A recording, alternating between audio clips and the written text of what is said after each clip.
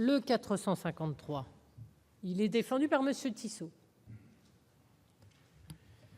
Merci madame la présidente, madame la ministre.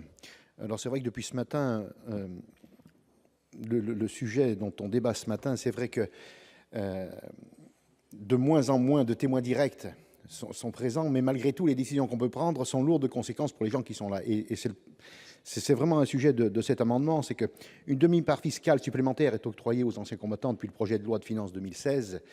Depuis le projet de loi de finances pour 2017, l'âge minimum ouvrant droit à cette demi-part a été ramené de 75 à 74 ans.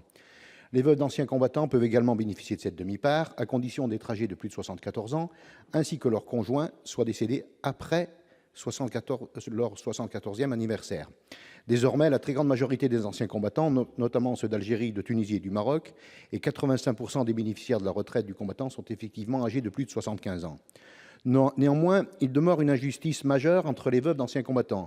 En effet, celles dont le mari décède tôt, avant 74 ans, sans avoir pu bénéficier de cette demi-part, ne peuvent dès lors en bénéficier. Cela concerne 40% des veuves d'anciens combattants.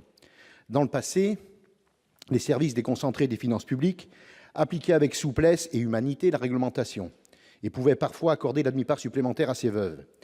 C'est pourquoi le présent amendement vise à permettre la fourniture au Parlement, avant le prochain projet de loi de finances, d'un rapport sur les effets qu'aurait la généralisation de l'octroi d'une demi-part fiscale supplémentaire à toutes les veuves d'anciens combattants, quel que soit l'âge du décès du conjoint.